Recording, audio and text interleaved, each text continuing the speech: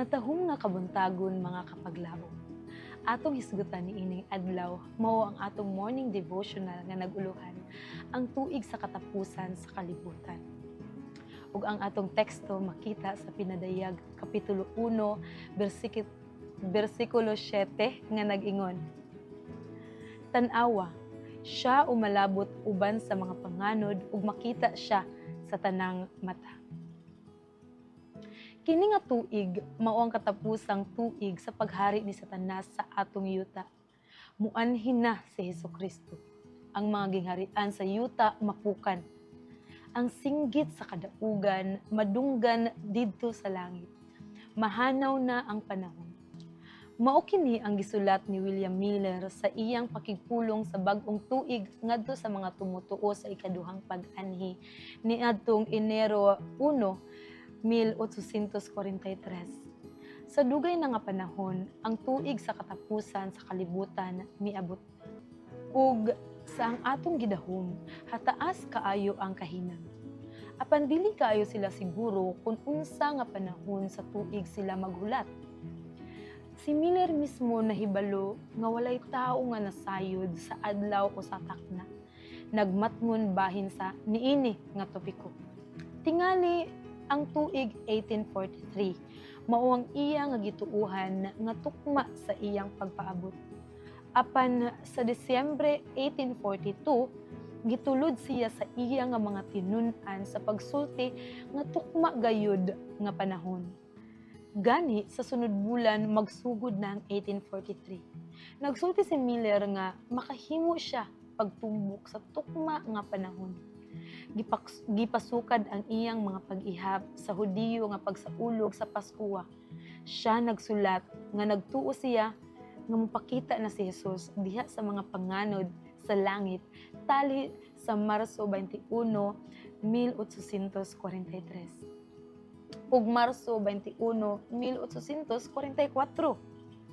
Kadtong naghuna-huna nga nakakaplag sila og pamaagi sa pagtumbok sa tukma nga adlaw naghatag og daghang piho nga mga pitsa tali sa duha ka mga punto. Si Miller mismo nagtuo nga ang katumanan diha sa ulahi nga bahin sa tuig, sanglit siya naghuna-huna nga ang iyang pagtuo sulayan. Ug gisulayan gayud, wala mo abot ang ikaduhang pag-anhi sa Marso 21, 1844. Ang mga malaumon nagkauyon nga nasayop sila sa pag-ihap sa pitsa sa Paskua. Tingali sa Abril 21. Apan milabay na usab ang pitsa. Busa, ang mga pundok sa Millerites nagkahiagom sa ilang nga nahuna-huna o tingpamulak nga kasagmuyo. Nakalikay ang pundok sa pagkabungkag ni adto nga panahon tungod kay wala kaayo sila magbutang og dakong paglaom sa usa ka tukma nga pitsa. Sa pikas nga bahin, ilang gibati ang kasubo. Nagpadayon sila sa pagtuon sa ilang mga Biblia sa pagsabot kung diin na sila sa panahon sa tagna. Dayon sa sayo sa ting-init, ilang nga nakaplagan ang Habakuk 2:3. Kay ang panan-awon alang sa natudlong panahon, ug kini nagadali paingon sa katapusan, ug dili magbakak, bisan kini malangan, paabuta kini. Kay kani mo abot gayud, kini dili mag-alangan. Nagkauyon sila nga diha sila sa panahon sa pagkalangan. Gani, wala ba mag-ingon ang Mateo 25:5 nga ang pamanhunon nalangan? Ang ilang nga pagtuo adunay kalig-on nga kinahanglan atong dayigon. Oo, nasagmuyo sila.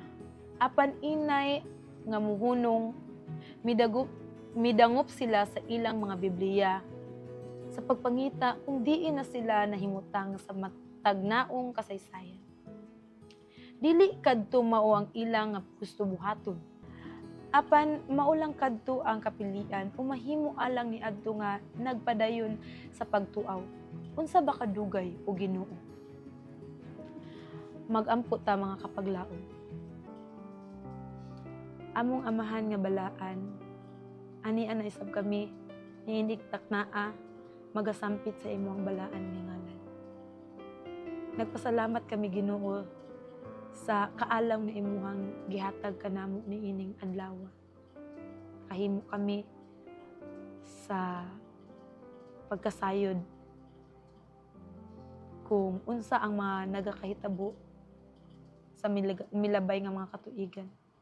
Tabangi kami ug tagai kami ug tama nga kahibalo aron dili kami mailan.